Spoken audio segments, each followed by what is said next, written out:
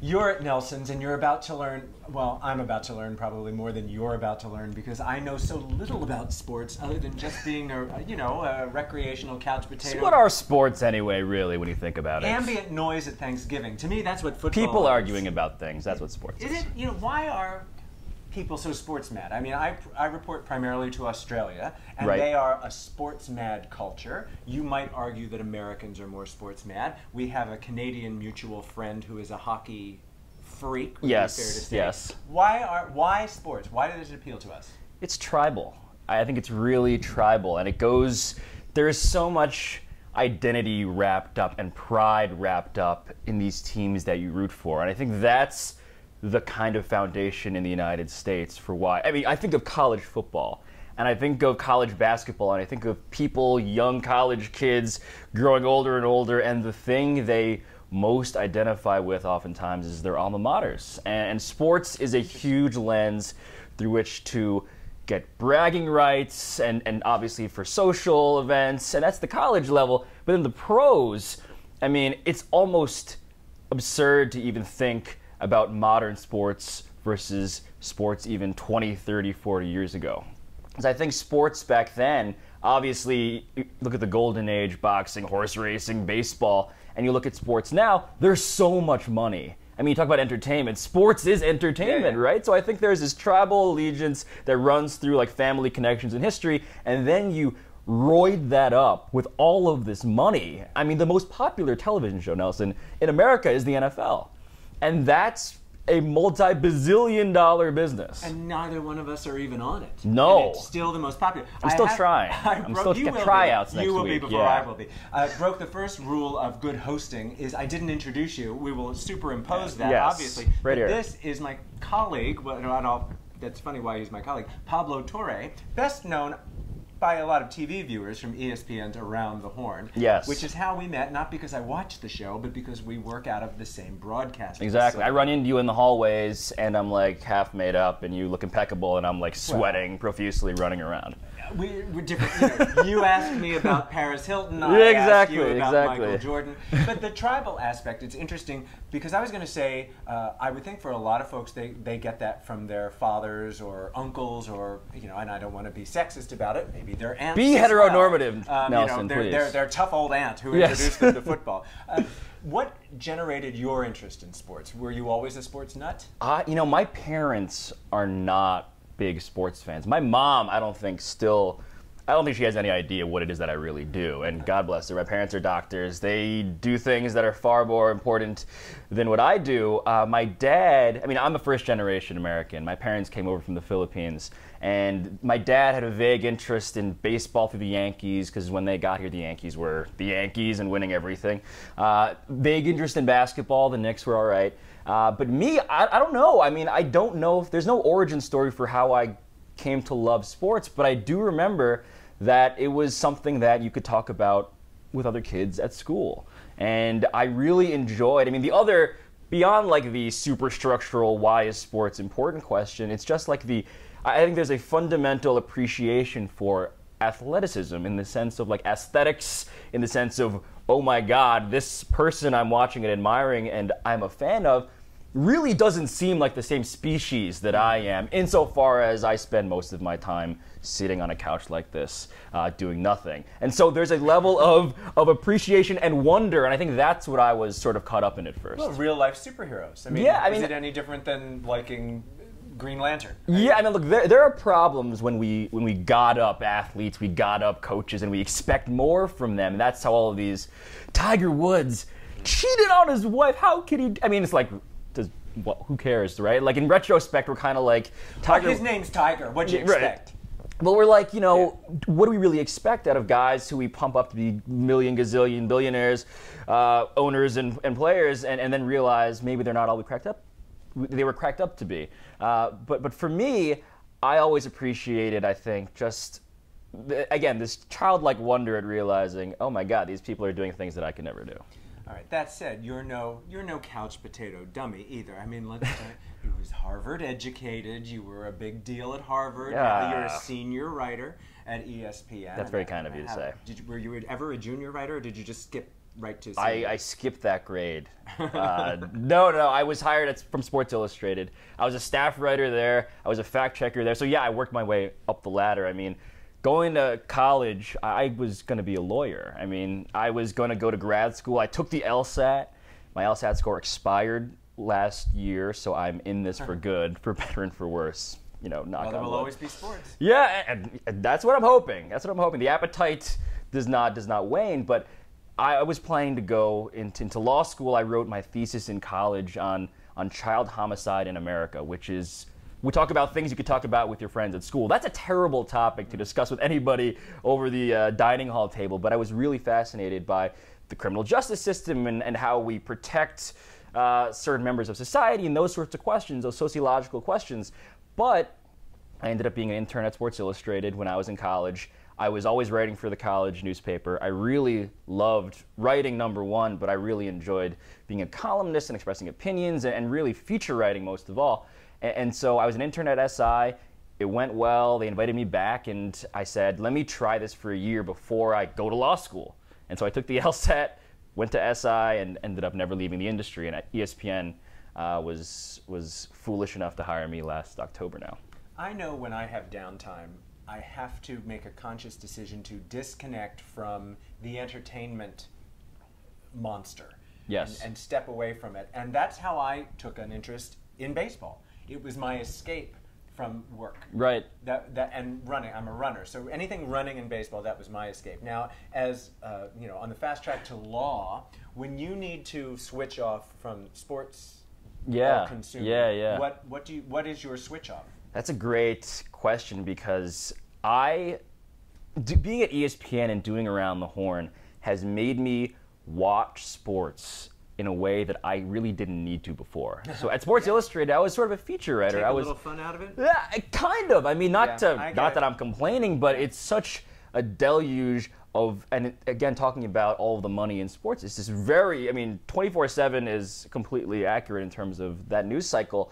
You could watch ESPN any hour of the day and sort of see something new come across that little ticker there. And so I end up trying to really unplug as much as possible. And I mean, So what do you do?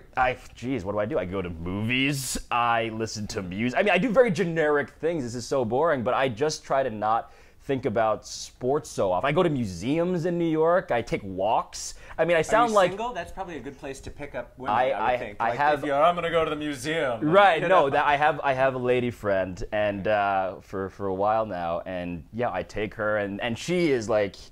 It's funny because I take out my iPhone and my excuse is I'm always working, right? Because like Twitter is like now, because all of sports media is on Twitter, and I'm like, I'm working right now. So, and she does not tolerate that at all. So I try to unplug as much as possible. Yeah, that was Tiger Woods' excuse too. You're right. I'm working right now, Elin.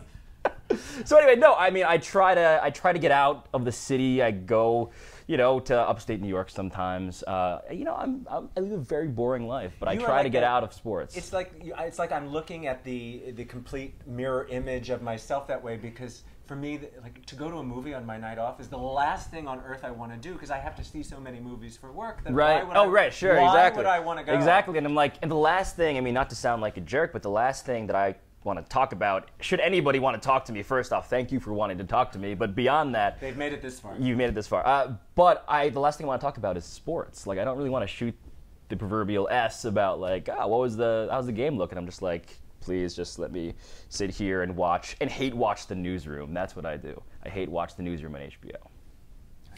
Of course, you do need a break once in a while, but what are the sporting events, perks of your job, the good thing, the right. Sports positive things for Pablo? Well, there's a lot positive. Everybody thinks that I get free tickets to games. That's not entirely true. I don't just show up at a game as a sports writer. I'm like, sports writer present, bring me to your finest luxury box. But I do get to cover games courtside or from press boxes, and I get to travel. I mean, that's the thing for me that I didn't really anticipate going into the sports writing world, was how much I would be traveling across America. And that means exploring places that I just wouldn't go to, which involves the Midwest, right? I've been to more parts of Iowa, from Ames, Iowa, to Grand Rapids, to South Bend, Indiana, to all of these college or just random towns that have feature subjects that I go and profile. I would never go there otherwise. No offense to those places, but I would never go, and I really enjoy it. And your so, life wouldn't take you there. Yeah, and so I mean, the downside is at the month of July, I was outside of my apartment more than I was in it in terms of nights slept. But that's fun to me. I mean, I'm still, I think, young enough and probably irresponsible enough where I'm willing to just sort of go off and leave everybody back in New York. So yeah, I really enjoy the travel. I found running marathons, I would take different destination marathons, and seeing things like running into San Francisco Giant Stadium. It's the most beautiful stadium. I've heard that it's the baseball fans one of the believe top it's two. The most one of the beautiful. top two, yeah. And to have those kinds of personal interactions with sports, locations is very important. Yeah. Oh, I mean, and to me, I don't get tired of. I would say that the things that have changed about me since becoming a sports writer, I care about the teams that I used to root for a lot less. Like, I'm desensitized to fandom in a way because you have to be. I mean, because I'm an impartial journalist, obviously, yes. But more than that, I'm like rooting. I have like self-interest in that I'm rooting for the best stories. I'm rooting for the person that I'm writing about. I want that person to be good. I want the team whose story is depending on my story, that's depending on them. I'm waiting for them to win this, so it'll run and I'll look like a genius. So that's my allegiance. It's not even about the games themselves so much anymore, although I obviously still enjoy that. But it's funny, I have a different set of incentives. But I do love, the atmosphere around a big game. I mean, I was in Las Vegas a week or so ago, and just a fight in Las Vegas is one of these. Talk about tribal. Mexico, it was Canelo Alvarez versus Floyd Mayweather. All of Mexico was there. It's just this electricity, these stakes. And that was global news. And that was global, right. And you sort of are reminded, certainly in basketball and boxing, football, ironically, is not. It's getting more global, but it's not all the way there. But you do have these resonances with people from across the world, which is really interesting. I think American football is probably globally interesting only because of the advertisements more than the actual sports. People are very interested in the cult of football as opposed to the game of football. What do you think? You're lucky that you have a position that not only embraces your journalistic skills, but also wants your opinion. So you don't have to be 100% objective. Now, on a show like Around the Horn, you're actually asked to express your opinion. Yes. That's a real gift. Yeah, well, it's also a curse. It's before I did Around the Horn, I don't know if I had 10 opinions about anything in a given day, whether it was sports or the weather or what my food was like. But now, it is a craft that I've been trying to, you try and walk a line between, you don't want to be argumentative for argumentativeness' sake, but at the same time, you do want to be energetic in some form. You do want to have a point of view, and developing a perspective on different issues. That's the fascinating and challenging part of a show like Around the Horn, where it's 10 topics every day. You're trying to. People watch that show. They're very into that show. Yeah, and I hear from them on Twitter, and most of them are kind. Many of them have no idea what race I am. I'm either a Mexican with a Chinese name or vice versa, which is, I retweet that because I think it's hilarious. No love lost. But more than that, developing a unique perspective on an issue, just thinking about a take on something in a way that hopefully is reasonable, hopefully makes sense, is sort of this muscle that I've been exercising more than I've ever tried to exercise and before. you got to stand by it. When you have to be a man of your word and stand by whatever that opinion is. Exactly. Has that gotten you into any trouble beyond Twitter? Have you ever had the bosses call down and say, you might want to dial back on the steroid opinion? No. The bosses have totally been laissez-faire with this. They leave me alone. I think they leave all of us alone. In my experience with the show, I've been on it for a year. There's never anyone saying, people ask this because Around the Horn it's so many topics, it's every day. They ask, are you being told what to say in advance? Are the winners predetermined? And let me just say, if the winners were predetermined, I would spend so much less time preparing for that show. And you haven't been made to wear mouse ears? No, not yet. I do have a Disney discount card, though, when I go to Disneyland. Good to so know. That's something. Let's just see how that Harvard education paid off now that. Oh no! You notice how I avoided the question you asked because I didn't want to get to. I just have a few questions, a little trivia for you. Okay. See how good you are at your sports trivia. Are you? Oh geez. You think you can handle that? Probably not. It's a little like being on Jeopardy. All right. Which sports figure holds the record for appearing the most instances on the cover of Sports Illustrated? Ooh. Michael Jordan. Very good. 47 times. Who is the only man to play each NFL game and an MLB game in a single day? That would be, I know the answer, that'd be Deion Sanders. Oh, you're 2 for 2. Which two countries have not missed a single game, single event of the contemporary day Olympics? Which two countries? Which countries have not missed? The United States is one, and I'm already wrong. That's right. Pick another country. I work for... Australia? Yeah, there Australia, you go. really? And Greece. Australia and Greece. Who knows that? Corey, our cameraman, who wrote the questions. Corey, come on. Which NHL team today used to be named the St. Patrick's? Oh my God, the St. Patrick's. I mean, I'm gonna say something like ethnically insensitive. No, I have no idea. I mean, it's gonna be. You're Pablo Torre. You're covering all ethnicities. It's yeah, okay. exactly. I'm post-racial. St. Patrick's. I want to say something like.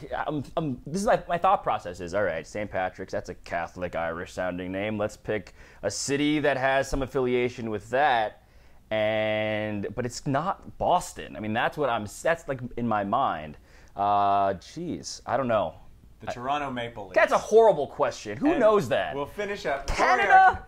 Corey, our cameraman who comes from Greece, Canada. Australia, and Canada. That's what we're finishing? This is the last one. How many stitches are there on a baseball? Am I going to get fired after this Q&A? 52. Oh, no, 108. No, you don't. That's all right. You know what? I'm still very impressed. I've been emasculated, you got Nelson. 3 out of 5. We get a pleasant conversation, and then you hit me with a bunch of trivia questions that I cannot possibly know. If you want, I could really emasculate you. So that can be on the next episode. Let's stop. No physical challenges, please. Well, we're watching Around the Horn, and we're going to find you. What's your Twitter handle? At Pablo Torre. Simple enough. Thank you, Nelson. That was fun. That work?